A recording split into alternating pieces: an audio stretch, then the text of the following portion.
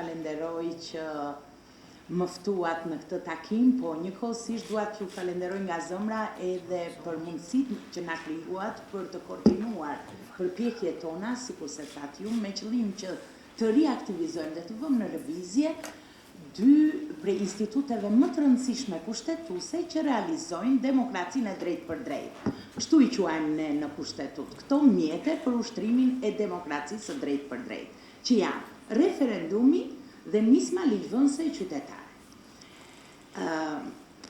Në lidhje me referendumin, natyrisht unë dua të ndalem, sepse ne këtu jemi mbledhur pikërisht për të, dhe do doja, pavarësisht se janë disa njohuri fare bazike, po do doja për pjesëmarrësit të silja në vëmendje burimet e së drejtës sonë në lidhje me referendumet dhe për të krijuar konceptet e qarta se në çfarë niveli jemi, çfarë standardesh kemi dhe çfarë na pengon të zhvillojmë një referendum apo si paraqitet çështja e aksesit qytetar në një referendum.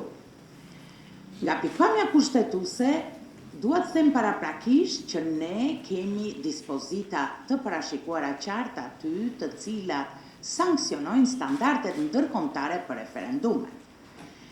Në qoftë se do donin të bënin një klasifikim të tyre, nisur edhe nga baza të ndryshme, ne natyrisht evidentojmë për interes të qytetarit, me qëllim që të realizojmë nismat qytetare, referendumin e përgjithshëm dhe referendumin vendor. Në kuadrin e referendumit të përgjithshëm, vetëm referendumi legislativ shfuqizues, pra referendumi për shfuqizimin e një ligji, si dhe referendumi për një çështje të një rëndësie të veçantë, mund të fillojnë me nismën qytetare. Përveç tyre, natyrisht që ku vendi ka mundësi të fillojë një referendum, të nisë një referendum në raste të tjera, qoftë për një çështje të një rëndësie të veçantë, qoftë për miratimin me referendum të një marrëveshjeje ndërkombëtare, si dhe referendumin kushtetues, që do të thotë mund të vërë në lëvizje mekanizmat për të miratuar një amendament kushtetues që ai vetë ka miratuar ose që vendos ta kaloj në referendum. Pra, ne krahas kuvendit jemi subjekte që mund të vëmë në lëvizje një referendum.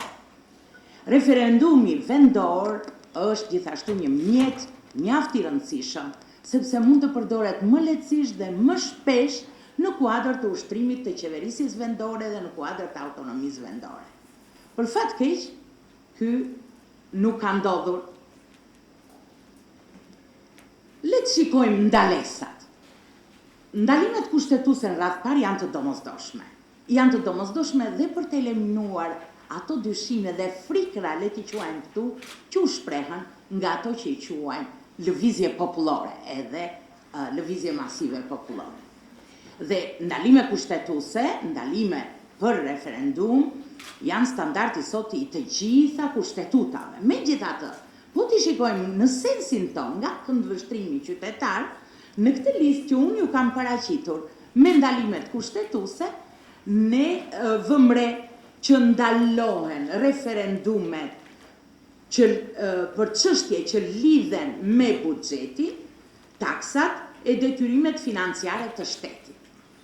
Kam përshtypjen që në të gjitha rastet e tjera justifikohet ndalimi i referendumeve, por në këtë rast mendoj se ka një rol të rëndësishëm interpretimi që do të bëjë gjykata kushtetuese në kontrollin paraprak të referendumeve, pasi kam përshtypjen që asnjë çështje nuk mund t'i shpëtoj lidhjeve me buxhetin.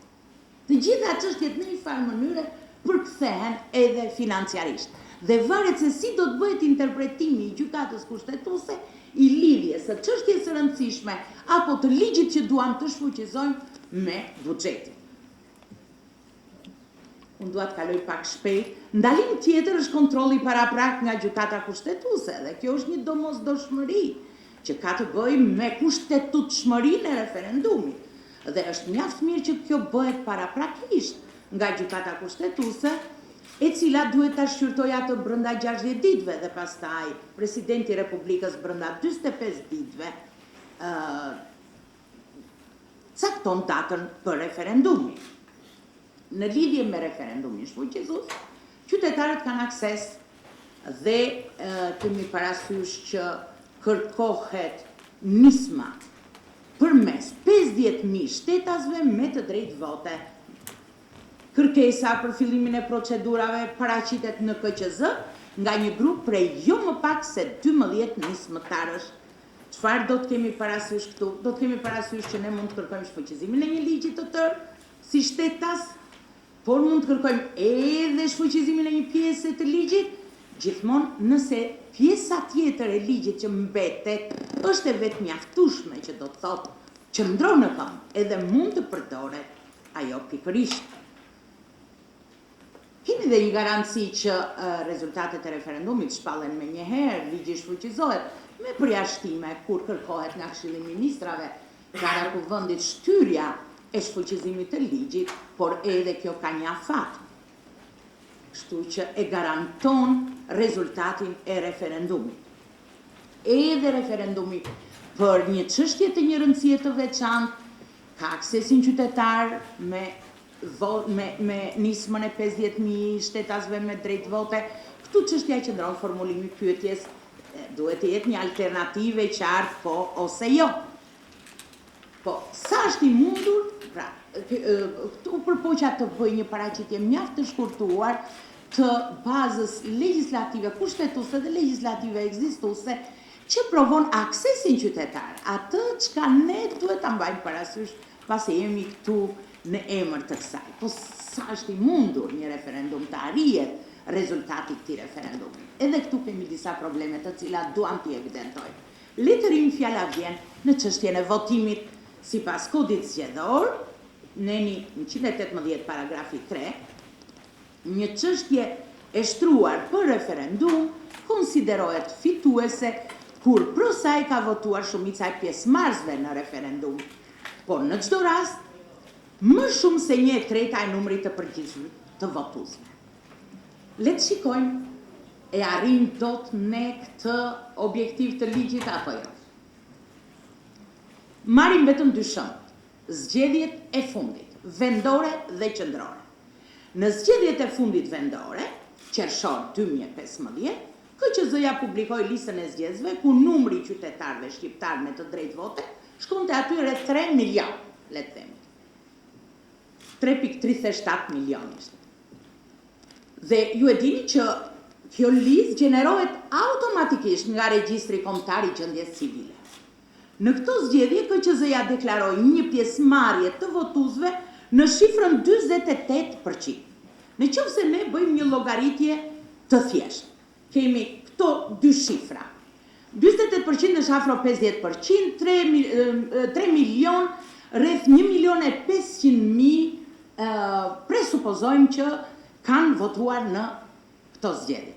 Nëse do të merrnim rastin e referendumit me të njëjtat shifra, ne do të kishim këto rezultate. 1.500.000 votues, presupozohet këtë votuar shumica e tyre, 50%, që është 750.000 votues, apo jo? 750.000 votues është shumë larg 1/3 së 3.37 milion. Shikojmë zgjedhjet e përgjithshme, 2 vjet përpara.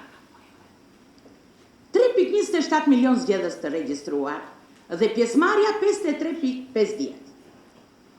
Edhe këtu jemi në këto shifra të ngjashme, gati 1.600.000 pjesëmarrës. Do të votoj, do të fitoj shumica, që do të thotë rreth 800.000 pjesëmarrës të kenë votuar pro alternativës tonë për referendum. 800.000 është shumë larg 1 milioni që na kërkohet për të pasur në favor të alternativës tonë. Po të bëjmë një studim statistikor, edhe në raste të tjera, më falni, unë mendoj që ne nuk e arrim kur rezultatin që kërkohet nga kodi zgjedhor. Pra, po të hymë në një referendum, ne nuk e arrim kur. Këtë studim e bëm në disa raste dhe madje u përpoqëm të nxjerrim të evidentojmë dhe shkak. Mos të harojmë edhe një fakt. Rreth në vitin 2011, nga 91 deri në 2011,